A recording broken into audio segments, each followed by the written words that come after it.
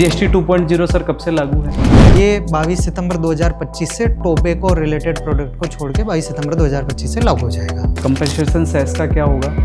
22 सितंबर 2025 से वही tobacco related product छोड़ के बाकी सारे प्रोडक्ट पे कंपनसेशन सेस खत्म हो जाएगा। ओके, और अपने जो टेक्सटाइल क्षेत्र में जो जीएसटी में चेंजेस आए हैं 10 में से आप कितने मार्क्स देना चाहेंगे? देखिए 7 और 8 में भी 10 में से आउट 10 ऑफ क्यों 10 में से 10 इसलिए नहीं क्योंकि 2-3 जो पेट बोतल पे रेट और वो कंपनी की सरकार ने, और दूसरा एक जो है वो कोल पे 5 से 18 कर दिए। क्या आम जनता को लाभ हो पाएगा इससे? आम जनता को जो रेट रिड्यूस हुई है उसका कुछ ना कुछ बेनिफिट तो मिलेगा। रियल लाइफ में कितना पास ऑन हो पाता है वो देखने वाली बात। जीएसटी 2.0 के चेंजेज आ चुके हैं और उसके बाद ये हमारा एपिसोड नंबर 2, जिसमें हमने एपिसोड नंबर 1 में सीए आशीष जी सिंघवी जो कि जीएसटी और इनडायरेक्ट टैक्स के एक्सपर्ट है उनसे जाना था कि पब्लिक डोमेन में जो चीजें हैं उनमें क्या क्या चेंजेस आ सकते हैं जीएसटी 2.0 में। तो आज हम उनसे चर्चा करेंगे जो चेंजेस आए हैं उसके बारे में। नमस्कार सर, कैसे हैं आप? नमस्कार विवेक जी, एकदम बढ़िया। सर, ये जो जीएसटी 2.0 आया है, एक तो ये कब से लागू होगा और इसमें क्या क्या चेंजेस आए हैं? देखिए जीएसटी 2.0 या 2.0 जिसको हम बोल रहे थे, ये सबसे पहली बात तो 22 सितंबर 2025 से इसके रेट रिडक्शन में जितनी भी चीज़ें हैं वो 22 सितंबर 2025 जो कि नवरात्रा का पहला दिन है उससे लागू होने वाली है। सिर्फ कुछ चीज़ों को छोड़ के जैसे पान मसाला, जर्दा, गुटखा, ये जो टोबैको प्रोडक्ट्स है इन पे लेटर डेट पे एप्लीकेबल होगी। अदरवाइज बाकी जितनी भी चीज़ें हैं उनमें रेट रिडक्शन, रेट चेंजेस से रिलेटेड जितनी भी चीज़ें हैं वो 22 सितंबर 2025 से लागू हो जाएगी। इसके अलावा कुछ प्रोसीजरल चीज़ें हैं जो अलग अलग डेट पे लागू होगी। तो आपका ये कहना है कि जो चेंजेज आए हैं 22 सितंबर से लागू हो जाएंगे जी। एपिसोड 1 जब हमने किया था तो भिलवाड़ा और खासकर टेक्सटाइल क्षेत्र में जो चेंजेज आने हैं उसके ऊपर हमने चर्चा की थी क्या आखिरकार क्या आना है। तो अब जब ये चर्चा मूल रूप से आई गई है मार्केट में कि ये चेंजेज आए हैं, तो आप थोड़ा हमको ब्रीफ कर पाएंगे कि टेक्सटाइल क्षेत्र को लेते हुए क्या क्या चेंजेस गवर्नमेंट ने जीएसटी में किए हैं? देखिए जैसा आपको याद होगा कि हमने जब डिस्कशन किया था लास्ट टाइम पे, तो हमने जैसे 3-4 सेगमेंट का डिस्कशन किया था, तो मोटा मोटा जो चेंजेस आए हैं वो उसी लाइन पे आए हैं, उसी हमने जो संभावनाएं देखी थी उसी लाइन पे आए हैं सारे सेक्टर में। फिर भी हम एक बार सेक्टर वाइज इसका एनालिसिस कर लेंगे।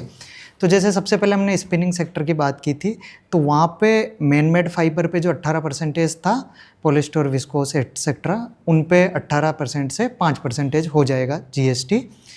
तो अब सारे फाइबर, चाहे वो मैन मेड फाइबर हो चाहे नेचुरल फाइबर हो, सारे ही फाइबर अब 5% पे हो जाएंगे। दूसरा उसके बाद में जो वीविंग सेक्टर का रॉ मटेरियल है और स्पिनिंग सेक्टर का फिनिश प्रोडक्ट है वो भी अब सारे ही तरह के यार्न 5% पे आ जाएंगे। जो बेसिकली पहले मैन मेड फाइबर वाले यार्न 12% पे होते थे और आपके नेचुरल वाले यार्न 5% पे होते थे, वो भी सब 5 पे आ जाएंगे। तो स्पिनिंग और वीविंग की जो main ingredient, main raw materials है वो सारे तो 5% पे आ जाएंगे। ठीक है। इसके बाद हमने बात की थी कि प्रोसेस हाउस पे हमारे को मुश्किल लगता था कि डाइज एंड केमिकल पे कोई चेंजेस आएगा, तो वो नहीं आया है। डाइज एंड केमिकल पे पहले भी 18% ही था, अब भी 18% रहेगा। दूसरा प्रोसेस हाउस की अगर बात करें तो वहाँ जो कोल लगता है बॉयलर वगैरह के लिए, उसमें पहले 5% जीएसटी प्लस 400 रुपये पर टन का सेस भी था।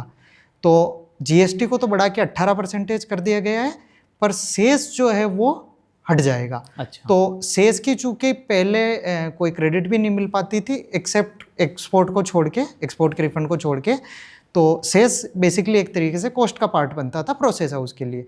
तो अब वो कॉस्ट का पार्ट नहीं बनेगा, सेस तो हट गया है, पर इनकी जीएसटी जो 5% थी कोल की वो अब बढ़कर 18% हो गई है।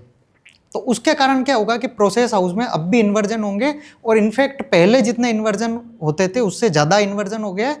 तो उसके लिए जो रिफंड पहले बनते थे वो रिफंड अभी भी लागू रहेंगे प्रोसेस हाउस में, और इनफैक्ट रिफंड के अमाउंट बढ़ जाएंगे प्रोसेस हाउस में। ओके। तो ये हुआ है। चौथा हमने बात की थी रेडीमेड गारमेंट की। तो रेडीमेड गारमेंट में जैसा हमारे को एक उम्मीद थी कि सरकार सारे रेडीमेड गारमेंट को 5% में नहीं लाएगी, कुछ को जो है वो 12% में 18% में शिफ्ट करेगी, पर जो पहले 1000 रुपये की वैल्यू की लिमिट थी उस 1000 रुपये की लिमिट को बढ़ा के वो 3,000, 4,000, 5,000, 2,000 कुछ भी कर सकती है। तो उसी लाइन पे उन्होंने उसकी वैल्यू का 1,000 से बढ़ा के 2,500 कर दिया है। ओके। तो वो अब 2,500 रुपये से ऊपर के जितने भी रेडीमेड गारमेंट है, शर्ट, पैंट, ट्राउज़र वगैरह, वो सारी चीज़ें अब 18% में होगी और 2,500 रुपये तक की 5% में होगी। बेसिकली गवर्नमेंट ये चाहती है कि जो मैक्सिमम लोगों की यूज़ आती है उस पर 5% रखा है, और 2,500 से ऊपर जो इंडिया में कुछ परसेंटेज लोग ही अफोर्ड करते हैं बेसिकली, तो उसको उन्होंने 18% में शिफ्ट कर दिया है। ओके। तो ये तो मोटा मोटा इन सेक्टर का सिनेरियो हो गया। दूसरी हमारे को एक उम्मीद थी, उम्मीद से ज़्यादा इच्छा थी बेसिकली, कि जो पेट बोटल्स है, जो रिसाइकल्ड फाइबर बनाने के लिए रॉ मटेरियल है, उसको भी 18% से घटाकर 5% कर दे। ऐसी हमारी इच्छा ज़्यादा थी, इंडस्ट्री की एक्सपेक्टेशन थी, पर उम्मीद थोड़ी थोड़ी थी, तो वो नहीं किया है सरकार ने। उस पर 18% ही रखा है। तो बेसिकली जो आपके स्पिनिंग के, वीविंग के जो बेसिक रॉ मटेरियल है, फाइबर और यार्न, वो तो सारे 5 हो जाएंगे, पर आपके डाइज एंड केमिकल जो है वो कुछ स्पिनिंग और वीविंग में भी थोड़े काम आते हैं। तो डाइज एंड केमिकल जो है वो 18% पे ही है। उसके बाद कोल आपका शिफ्ट हो गया है 5 से 18 पे, पर कंपनसेशन सेस हट गया है। ठीक है। उसके बाद में आपके स्टोर स्पेस जितने भी है, मशीनरी जितनी भी है, वो सारी चीज़ें आपकी 18% पे पहले भी थी, आज भी है। ये तो एक डायरेक्ट जो टेक्सटाइल के लिए चेंजेस हो गए। ठीक है। दूसरा जो ऐसे चेंजेस जो डायरेक्टली नहीं लेकिन इनडायरेक्टली टेक्सटाइल को प्रभावित करते हैं, तो उसमें जैसे एक आपका कोरुगेटेड बॉक्स के पेपर के जो बॉक्सेस होते हैं, उस पर पहले रेट 12% होती थी, उसको घटा के 5% कर दिया। पैकिंग मटेरियल में काम आते हैं बेसिकली वो। उसके बाद में दूसरा आपके सोलार के जो इक्विपमेंट होते हैं सोलर पावर जनरेशन के लिए, उनकी रेट 12% हुआ करती थी, उसको वापिस सरकार ने घटा के 5 कर दिया है। वो बेसिकली शुरू में 5% ही हुआ करती थी, अभी कुछ सालों पहले सरकार ने उसको 12 किया था, उसको वापस से 5% कर दिया है। तो बेसिकली आपके कोई भी सोलर पावर के लिए जो पावर प्रोजेक्ट्स वगैरह लगाने हैं, तो उसमें इसकी कॉस्टिंग कम आएगी। दूसरा, जैसे सीमेंट पे GST कम हुई है, 28% से 18 हुई है, तो इसका इनडायरेक्टली बेनिफिट ये है कि कोई भी फैक्ट्री बिल्डिंग बनानी है, कोई भी कंस्ट्रक्शन करना है, तो उसमें सीमेंट लगेगा, और सीमेंट की कॉस्ट एक सब्सटेंशियल पार्ट होता है। तो उसकी रेट 28 से 18 हुई है, उसकी क्रेडिट भी नहीं मिलती है। तो वो चूंकि एक तरीके से संक कॉस्ट है, तो वो 18% हो गई 28 से, तो उसमें एक अच्छी सेविंग हो सकती है। तो ये मोटा मोटा चेंजेस है जो टेक्सटाइल को डायरेक्टली प्रभावित करते हैं। उसके बियॉन्ड जैसे ट्रांसपोर्टेशन सेक्टर है, तो ट्रांसपोर्टेशन सेक्टर में पहले 2 तरीके की रेट थी। एज ए GTA जो काम कर रहा है, तो 5% जिसमें ट्रांसपोर्टर को ITC नहीं मिलेगी, कैपिटल गुड्स की इनपुट सर्विसेज की, और दूसरी एक रेट पहले हुआ करती थी 12% जहाँ ट्रांसपोर्टर कैपिटल गुड्स इनपुट और इनपुट सर्विसेज की ITC ले सकता है।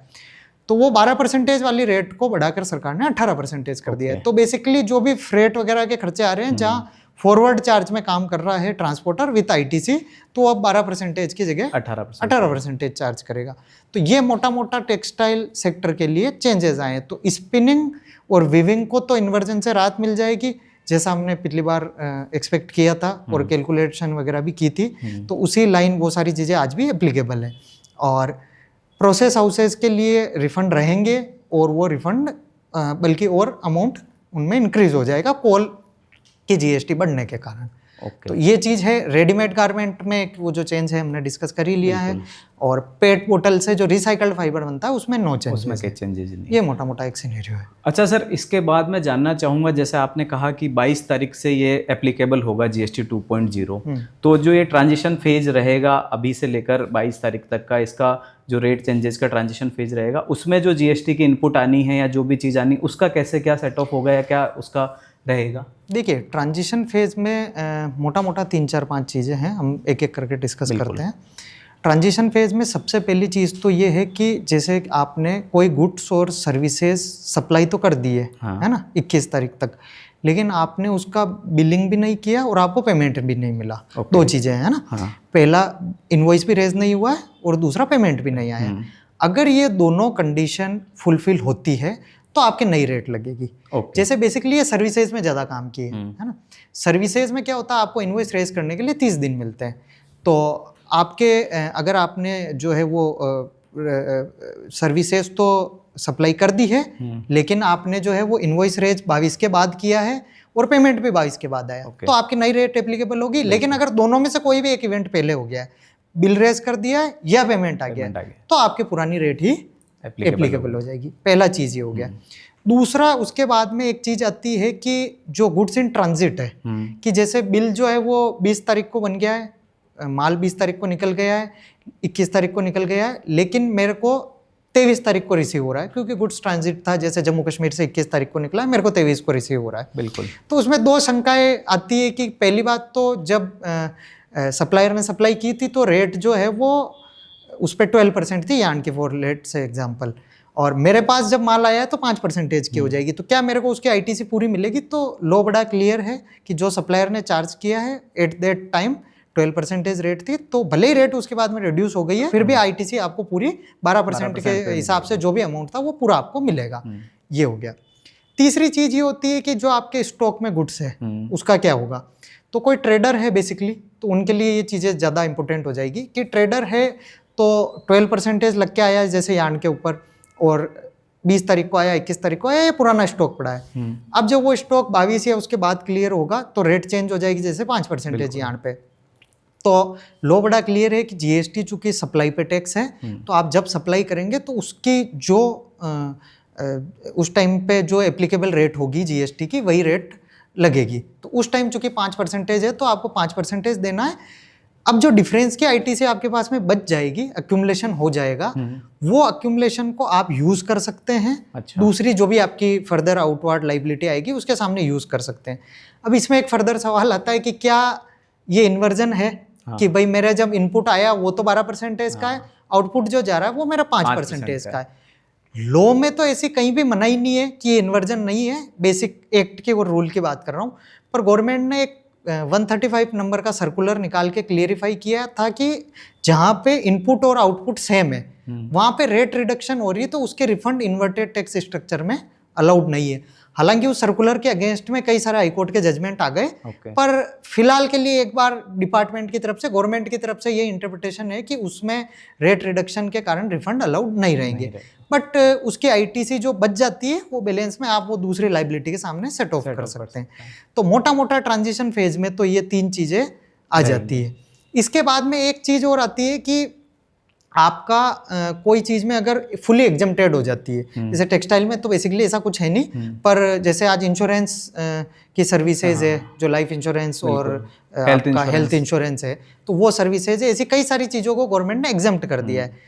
तो अब चूंकि एग्जम्प्ट हो गई है तो आप उसमें आईटीसी नहीं ले सकते, और आपने आईटीसी ले रखी है तो बेसिकली वो आपको प्रोरेटा और पूरी कैलकुलेशन के तरीके हैं, तो उस कैलकुलेशन के रूल्स के हिसाब से जो है वो आपको कैलकुलेट करके रिवर्स करनी पड़ेगी, चूंकि अब आपके एंड प्रोडक्ट पे जीएसटी नहीं है। तो ये ट्रांजिशन फेज वाली चीज़ें कुछ निकल के आती है। अच्छा, तो सर ये जो जैसे अभी आपने बताया स्पिनिंग और वीविंग जो है आपके इसमें टेक्सटाइल में, स्पिनिंग और वीविंग में 18% और 12% जीएसटी हुआ करता था, जिसको 5% पे गवर्नमेंट ले गई है। तो जो बीच का डिफरेंस अगर इनपुट पड़ी रहेगी तो इसका आखिरकार क्या सॉल्यूशन निकलेगा फिर? नहीं, ये बेसिकली आपकी जो आउटवर्ड लाइबिलिटी आएगी, हाँ, वो आउटवर्ड लाइबिलिटी के लिए यूज हो जाएगी। जैसा हमने पिछले वीडियो में डिस्कस भी किया था कि कितने टाइम में यूज हो जाएगी, हमारा कितना मंथली पेएबल आएगा, वो हमने डिटेल में चूंकि डिस्कस कर लिया है, मैं इसलिए बहुत डिटेल में नहीं जा रहा हूँ अभी उस चीज़ पे। पर आपके पास में टाइम है, उसकी कोई टाइम लिमिट नहीं है। आपका जो पेएबल आता जाएगा आगे आउटवर्ड लाइबिलिटी का, आप उसके अगेंस्ट में सामने सेट ऑफ कर सकते हैं उस चीज़ को। ओके, तो ये जीएसटी 2.0 के अलावा ईज ऑफ डूइंग बिजनेस के लिए गवर्नमेंट ने और क्या क्या काम करे हैं या क्या क्या इनिशिएटिव लिए हैं? देखिए, ईज ऑफ डूइंग बिजनेस में सरकार ने 2-3 अच्छी चीज़ें की हैं। पहला तो चीज़ के है कि जो भी सिस्टम में नया आना चाहता है जीएसटी सिस्टम में, सबसे पहले उसको रजिस्ट्रेशन लेना पड़ेगा। ओके। अब चूंकि पिछले कुछ सालों में कई सारी ऐसी चीज़ें हुई जिसके कारण सरकार को भी रजिस्ट्रेशन देने के नियम थोड़े से कड़े करने पड़े थे, प्रैक्टिकली उनको कई सारी चीज़ें देखनी पड़ी थी, पर उसका फ़ायदे से ज़्यादा नुकसान हुआ बेसिकली ट्रेड इंडस्ट्री को। तो सरकार ने अब 2 चीज़ें लाई है सरकार की। पहला तो अगर आपकी रिस्क प्रोफाइल जो है एप्लीकेंट की वो लो आ रही है, वो सिस्टम डिटरमाइन करेगा। अगर वो आपकी रिस्क प्रोफाइल लो आ रही है तो आपको विदिन 3 वर्किंग डेज रजिस्ट्रेशन मिल जाएगा। अच्छा। दूसरा एक ऑप्शन सरकार ने दिया है कि आप जब एप्लीकेशन फाइल करेंगे तो एप्लीकेशन फाइल करते टाइम आपको एक ऑप्शन चूज करने को मिलेगा कि मेरी मंथली लाइबिलिटी 2.5 लाख रुपए तक ही है जीएसटी अमाउंट की, ICS सारे जीएसटी को जोड़ते हुए मेरे 2.5 लाख है। तो 2.5 लाख मेरे आईटीसी का अमाउंट मैं पास ऑन कर रहा हूँ, बेसिकली मेरा टैक्स का अमाउंट है वो। तो अगर ये 2.5 लाख तक है तो आप ऑप्शन चूज कर सकते हो और आपको सेम 3 वर्किंग डे में रजिस्ट्रेशन मिल जाएगा। ओके। फिर जब इससे अगर आप बियॉन्ड चले जाते हो तो आपको जैसे नॉर्मल आपका वेरिफिकेशन या और कोई चीज़ें होनी थी वो तब के लिए डेफरमेंट हो जाएगा, तब तक के लिए, ताकि एक बार तो आप सिस्टम में आए, बिजनेस हैम्पर नहीं हो, सरकार को भी एक बार तो टैक्स मिलना चालू हो। तो ये तो एक रजिस्ट्रेशन के लिए सरकार ने एक चीज़ करी है। दूसरा, सरकार ने एक अच्छी चीज़ की है जो टेक्सटाइल में भी थोड़ी यूज़ आएगी, जैसे प्रोसेस हाउस का हमने डिस्कस किया, उसके अलावा भी दूसरे सारे सेक्टर में तो जहाँ भी अभी एप्लीकेबिलिटी है वहाँ यूज़ आएगी कि 1 नवंबर 2025 से सरकार क्या करेगी कि आपके जो रिफंड है, चाहे वो एक्सपोर्ट के रिफंड है या आपके इन्वर्टेड टैक्स स्ट्रक्चर के रिफंड है, अगर आपका रिस्क स्कोर जो है वो कम है, आपकी रिस्क प्रोफाइल अच्छी है, तो सिस्टम उसको डिटरमाइन करेगा और अगर आप उसमें एलिजिबल हो तो विदिन 7 वर्किंग डेज में आपको 90% अमाउंट जो है रिफंड का, वो 90% पैसा आपको प्रोविजनली गवर्नमेंट दे देगी। अच्छा। प्रैक्टिकली क्या होगा कि आपका रिफंड का 90% पैसा आपको 7 दिन में मिल जाएगा। उसके बियॉन्ड लॉ मैक्सिमम 60 डे में पैसा देना रिफंड का अलाउड करता है। तो 10% जो अमाउंट बचेगा वो आपको अगले कुछ दिनों में 10, 20, 30 दिन में जैसा भी रिफंड प्रोसेस होता है तो मिल जाएगा। तो मोटा मोटा अगर आपको 90% पैसा मिल जाता है तो आपको 7 दिन में काफ़ी अच्छा वर्किंग कैपिटल के लिए आपके लिए पॉजिटिव हो जाएगा।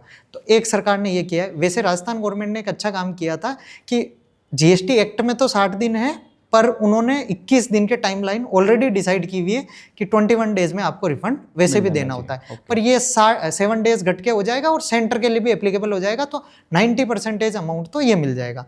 दूसरा, जैसे मैं रजिस्ट्रेशन की जब बात कर रहे थे तो एक चीज़ बोलना भूल गया था कि रजिस्ट्रेशन में ये जो सरकार ने रिस्क स्कोर और प्लस आपका जो 2.5 लाख वाली जो कंडीशन डाली है, ये दोनों में मोटा मोटा 96% लोग कवर हो जाएंगे। तो 96% रजिस्ट्रेशन जो है वो प्रैक्टिकली 3 दिन में मिल जाएंगे। तो मैक्सिमम लोगों की इसमें तकलीफ दूर हो जाएगी।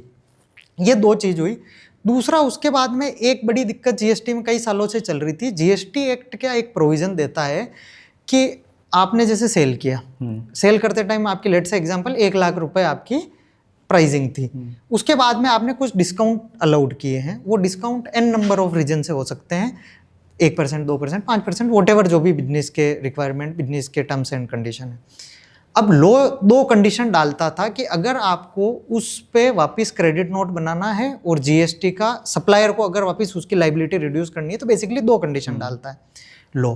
2 कंडीशन में पहली कंडीशन ये है कि एक तो जो है वो जो बेनिफिट वापस रिड्यूस कर रहा है सप्लायर, उतनी कोरस्पॉन्डिंग आईटीसी रिवर्स करेगा recipient. That is fine, fair enough. बिल्कुल। लेकिन जो सेकंड कंडीशन थी कि जो सप्लायर डिस्काउंट दे रहा है वो discount at the time of sale agreement के रूप में प्री डिटरमाइंड होने चाहिए। ओके। अब मैक्सिमम चीजें जो होती है वो ये सारी चीजें कई सारी तो वर्बली चलती है, और प्लस हर का कोई सेपरेट एग्रीमेंट होना या वो चीजें एस्टेब्लिश करना एक थोड़ा सा दिक्कत का काम लगता है। तो सरकार अब ये कंडीशन हटा रही है कि आपका at the time of sale जो है वो डिस्काउंट जो है वो प्री डिटरमाइंड होना चाहिए था। ये कंडीशन हट जाएगी तो सिर्फ एक कंडीशन रह जाएगी, सिर्फ कि आपने जो आईटीसी पास ऑन की थी वो अगर रिड्यूस कर देता है रिसिपेंट तो आप उसके लिए एलिजिबल है। okay. तो एक ये चीज़ हो जाएगी।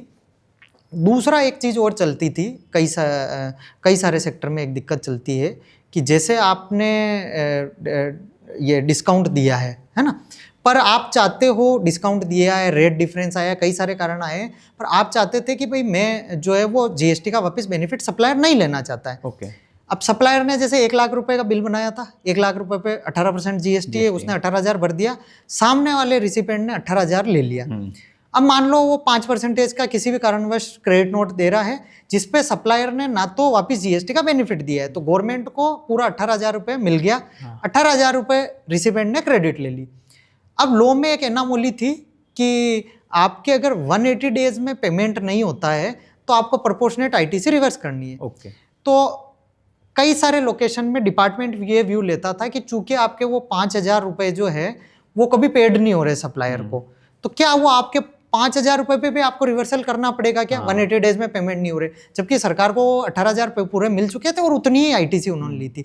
तो अब उसका एक सर्कुलर आएगा, वो ये क्लेरिफाई करेगा कि अगर फाइनेंशियल क्रेडिट नोट इशू किए हैं, विदाउट जीएसटी वाले क्रेडिट नोट इशू किए हैं, तो आपको कोई भी आईटीसी रिवर्सल करने की जरूरत नहीं है, जो हमारे हिसाब से एक फेयर है। पहले भी आया था इस तरीके का सर्कुलर, पर कुछ प्रॉब्लम के कारण उन्होंने वो सर्कुलर वापस ले लिया था। तो वो सर्कुलर वापस री इशू होने वाला है। तो ये सारी चीज़ें बेसिकली गवर्नमेंट ने करी है। इसके बाद जो गवर्नमेंट की तैयारी दिखती है, बड़ी पिक्चर, जो गवर्नमेंट ने बोला तो नहीं है अभी, पर जो बड़ी पिक्चर नज़र आती है ना, कि गवर्नमेंट धीरे धीरे करके इसको 1-2 साल में कंप्लीटली फेसलेस की तरफ ले जाना चाह रही है। तो गवर्नमेंट का एम यही है कि जितनी चीज़ें हैं वो फेसलेस हो जाए, जैसे इनकम टैक्स में मैक्सिमम चीज़ें फेसलेस हो चुकी है ना, उसी पैटर्न पे जीएसटी में भी अगले 1-2 सालों में धीरे धीरे करके सारी चीज़ों को फेसलेस ले जाया जाएगा। फेसलेस हो जाएगा तो उससे ईज ऑफ डूइंग में इनमें काफ़ी सारी चीज़ें सुधरेगी। बिल्कुल। अच्छा सर, आपने एक बात बोली ईज ऑफ डूइंग बिजनेस की, हम चर्चा कर रहे थे। तो ईज ऑफ डूइंग बिजनेस में जैसे हम देखते हैं कि बहुत सारे लिटिगेशन चलते रहते हैं, सब कुछ है, तो जीएसटी ट्रिब्यूनल को लेकर कोई ऐसा फैसला आया है अभी? हाँ, आपने काफ़ी अच्छा सवाल पूछा, क्योंकि जीएसटी ट्रिब्यूनल वैसे अगर देखा जाए तो आज जीएसटी को 8 साल हो गए हैं, है ना। और ये एक विडम्बना है कि जीएसटी ट्रिब्यूनल अभी तक नहीं बन पाई। उसके कई सारे कारण रहे, कुछ litigation high court supreme court तक गए, उनके कारण नहीं बन पाए, और काफ़ी सारे रीजन रहे। अब इस काउंसिल मीटिंग के बाद में काउंसिल ने बोला है कि उनकी कोशिश है कि सितंबर एंड से जो है वो एप्लीकेशन अपील लेना जो है वो जीएसटी ट्रिब्यूनल चालू कर देवे इस सितंबर एंड में। और दूसरी उनकी कोशिश है कि दिसंबर से जो है वो ट्रिब्यूनल हियरिंग करना चालू कर दे। तो अब सितंबर और दिसंबर बोला है, तो हम मान के चल रहे हैं कि ये चीज़ें काफ़ी फास्ट हो जाएगी। हो सकता है सितंबर दिसंबर नहीं हो पाए, थोड़ी बहुत आगे पीछे हो, पर काफ़ी फास्ट होने की हमारे को पूरी उम्मीद है।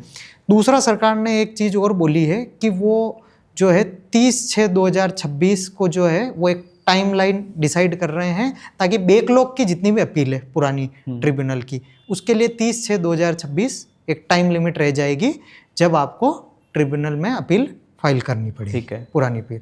तो ट्रिब्यूनल का बन जाना, कई सारे जो पुराने लिटिगेशन पेंडिंग पड़े हैं, स्पेशली जैसे रिफंड से अगर कोई रिलेटेड है या अगर डिमांड से रिलेटेड है, तो जहाँ प्री डिपॉजिट करा रखी है और उसमें इंडस्ट्री की काफ़ी वर्किंग कैपिटल ब्लॉक हो रखी है, तो वो पैसा भी इंडस्ट्री का फ्री होगा और लिटिगेशन को एक परिणाम मिलेगा जिस भी फेवर में अगेंस्ट में जो भी है। हाँ, जो भी है। ताकि, क्योंकि अभी क्या हो रहा है प्रैक्टिकली कि आप अगर फर्स्ट अपीलेट अथॉरिटी से केस अगेंस्ट में या फेवर में डिसाइड कुछ भी होता है, तो इंडस्ट्री के अगेंस्ट में होता है, तो इंडस्ट्री के पास हाई कोर्ट में रिट लगाने के अलावा और कोई भी आज की तारीख में तरीका नहीं है। और हर मैटर के लिए मॉनेटरी भी और अदरवाइज भी ये फिजिबल नहीं होता है कि आप हाई कोर्ट जाके हर चीज़ की रिट पिटिशन लगाई जाए। तो जीएसटी ट्रिब्यूनल बनने के बाद में ये काफ़ी चीज़ अच्छी हो जाएगी। अच्छा, तो सर ये जो भी आपने बताया, इतने सारे चेंजेज आए हैं जीएसटी 2.0 में, और अभी ये 22 तारीख से एप्लीकेबल भी हो जाएगा, और रेट भी काफ़ी 18 से 5%, 12 से 5%, अधिकतर चीज़ें 18 से 5% पे आ गई है या 12 से 5% पे आ गई।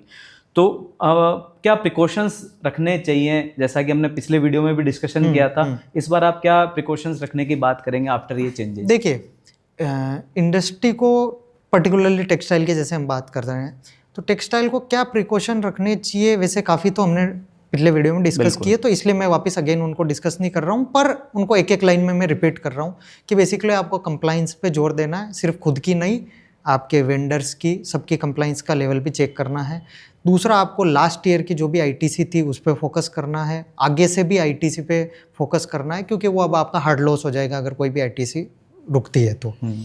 दूसरा, आप कुछ स्पेसिफिक और चूँकि चेंजेस आ गए हैं, तो मैं प्रिकॉशन के लिए बोल रहा हूँ कि जो आपकी छूटी हुई आईटीसी है उसको आपको ले लेना चाहिए, जो अगस्त का GSTR 3B है। उसका कारण मैं इसलिए बोल रहा हूँ कि वैसे तो जो 21 सितंबर तक के भी रिफंड होंगे इन्वर्टेड टैक्स स्ट्रक्चर के, वो लीगली अलाउड है, लेकिन चूंकि ये मंथ के बीच में हो रहा है, तो ये बड़ी दिक्कत आ जाएगी कि इसको रिफंड को कैसे लिया जाए। बिल्कुल लीगली अलाउड है, पर जो रिफंड एप्लीकेशन लगती है वो पर्टिकुलर डेज की नहीं लगती, पूरे मंथ की लगती है। तो इस पर एक क्लेरिफिकेशन भी अवेटेड है कि 21 दिन का क्या डेटा लेके रिफंड लगा सकते हैं। मेरी राय में वैसे 21 दिन के सेल, 21 दिन के परचेज के साथ रिफंड लगाया जा सकता है, बट फिर भी इसमें एक क्लेरिफिकेशन अवेटेड है। ओके। तो इसलिए इंडस्ट्री को मेरी राय यही है कि अगर जो आपकी पुरानी क्रेडिट कोई अभी तक छूटी हुई है तो वैसे उसका लीगली 30 नवंबर तक का टाइम होता है, पर 30 नवंबर तक वेट नहीं करके उसका अभी जो अगस्त का रिटर्न भरा जाएगा उस अगस्त के रिटर्न में आपकी पिछले फाइनेंशियल ईयर की या इस साल भी जुलाई तक की कोई छुट्टी हुई है तो वो आईटीसी आपको अगस्त में ले लेनी चाहिए, ताकि वो कोरस्पॉन्डिंग आपके रिफंड में कैलकुलेट और कंप्यूट होकर आपके रिफंड में काम आ जाएगी। ओके। एक ये प्रिकॉशन है। दूसरा, चूंकि ये मंथ के बीच में हो रहा है तो मेरी सबको एक एडवाइस है कि हमारे को क्या करना है कि इस महीने हमारे को 2 तरीके से पूरी जीएसटी का हिसाब रखना है कि 1 तारीख से लेके 21 तक के ट्रांजेक्शन के लिए और 22 तारीख से लेके 30 तारीख के ट्रांजेक्शन के लिए रखना है। फिर उनको क्लब करके, चूंकि रिटर्न वगैरह फाइलिंग पूरे एक महीने के लिए होगी, पर हमारे को 2 हिस्सों में इसका हिसाब किताब रखना चाहिए। ये 2 स्पेसिफिकली और चेंज आने के बाद, चूंकि पिछली बार हमको ये नहीं पता था कि कब से आएंगे ये चेंजेस एग्जैक्टली, तो ये चूंकि मंथ के बीच में आ रहे हैं तो इसलिए 2 स्पेसिफिक, बाकी हमने जो प्रिकॉशंस की बात पहले की है वो एज इट इज एप्लीकेबल है ये। तो सर जैसा आपने अभी तक बताया, मतलब लेकिन होता यह है, अधिकतर बार ऐसा देखा गया है कि जीएसटी जैसे रेटों में काफ़ी चेंज आ गया, 28 से 18 कर दिया या 18 से 5 कर दिया, 12 की स्लैब भी हटा दी है, लेकिन जो फाइनल कंज्यूमर है उसको उसका प्रॉफिट होगा या नहीं होगा, ये कैसे डिटरमाइन कर पाएंगे आज? देखिए 2-3 चीज़ें इसमें है ना। पहला क्या है कि रेट में रिडक्शन हुआ, बिल्कुल ठीक है ना, क्या उतना का उतना रिडक्शन प्राइजेज में हो जाएगा, पहली चीज़ ये। तो पहली चीज़ के लिए क्या है कि रिडक्शन चूंकि इंक्लूसिव प्राइजेज है इन सब आइटम की मैक्सिमम, तो जैसे 10% रिड्यूस हुआ, पर चूंकि वो इंक्लूसिव था तो थोड़ा तो उसका इम्पेक्ट कम आएगा। दूसरा, सरकार ने जैसे कल भी बोला प्रेस रिलीज के बाद में कि हम इंडस्ट्री पे बिलीव कर रहे हैं कि वो इवेंचुअली इसको पास ऑन करेंगे एंड कंज्यूमर को या जो भी उनके कस्टमर हैं उनको। अगर लॉ के पॉइंट से देखें तो एक सेक्शन 171 है जीएसटी एक्ट में, जो लाया 2017 में से एक्ट में लाया गया था। वो ये बोलता है कि जब भी कोई रेट रिड्यूस होती है, आपको आईटीसी का बेनिफिट होता है, तो वो आपको पास ऑन करना है कस्टमर को, कंज्यूमर को, और आप उससे प्रॉफिट नहीं कमा सकते। तो इसको एंटी प्रॉफिटिंग मेजर बोलते हैं, है ना। अब एक दिक्कत क्या है कि एंटी प्रॉफिटिंग मेजर को जो अगर कहीं उल्लंघन होता है तो उसको जांच करने के लिए जो अथॉरिटी है ना, उसका सनसेट क्लोज डाल दिया गया और वो 1 अप्रैल 2025 से कोई भी नई एप्लीकेशन इसके इन्वेस्टिगेशन के लिए नहीं ले सकती है। पर वो एक थ्रू नोटिफिकेशन डाला था। तो अगर सरकार अभी तो ये मानते हुए चल रही है, इंडस्ट्री पे बिलीव कर रही है कि वो पास ऑन करेंगे, अगर सरकार को लगता है कि पास ऑन नहीं हुई है या ज़्यादा दिक्कतें हुई है, तो सरकार के पास पावर है कि वो नोटिफिकेशन के थ्रू रेस्काइंड करके या डेट को आगे एक्सटेंड करके और एंटी प्रॉफिटिंग मेजर को वापस एप्लीकेबल कर देगी और उसकी इन्वेस्टिगेशन भी सरकार कर सकती है। पर आज के तारीख में सरकार ने बिलीव किया है इंडस्ट्री पे कि वो इसको पास ऑन कर देंगे। तो रियल लाइफ सिनेरियो में कुछ टाइम में अभी पता चल ही जाएगा कि कितना पास ऑन होता है, कितना नहीं होता है। तो कुल मिला के आपको ऐसा लगता है कि आम जनता को मतलब राहत मिलेगी? राहत मिलेगी। हो सकता है कि उतना 10 to 10% नहीं, अगर कोई 28 से 18 हुआ है, क्योंकि उसमें n नंबर ऑफ फैक्टर चल सकते हैं। किसी में 18 से 5 हो गया है। जैसे फॉर एग्जांपल मैं इसमें इंश्योरेंस लेता हूँ, लाइफ इंश्योरेंस और हेल्थ इंश्योरेंस आपका 18 से एग्जेम्प्टेड हो गया। पर अब क्या हुआ है कि एग्जेम्प्टेड होने, 0 होने से इंडस्ट्री को, जो इंश्योरेंस इंडस्ट्री है, उनको आईटीसी नहीं मिल पाएगी। तो आईटीसी नहीं मिल पाने के कारण उनकी कॉस्ट बढ़ गई है, तो वो कॉस्ट को भी कहीं ना कहीं उनको पास ऑन करना पड़ेगा।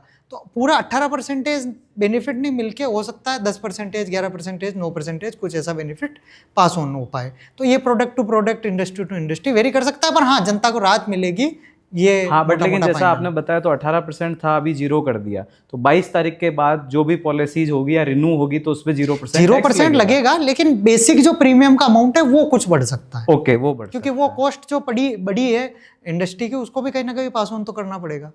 तो ये हो सकता। तो ये थे हमारे साथ सीए आशीष जी सिंघवी, जो जीएसटी और इनडायरेक्ट टैक्स के एक्सपर्ट हैं। उन्होंने 2 एपिसोड में हमें बताया कि जीएसटी 2.0 से आने से पहले और आने के बाद क्या क्या बदलाव हुए हैं, खासकर भीलवाड़ा जो टेक्सटाइल सिटी के नाम से जाना जाता है उसके अंतर्गत।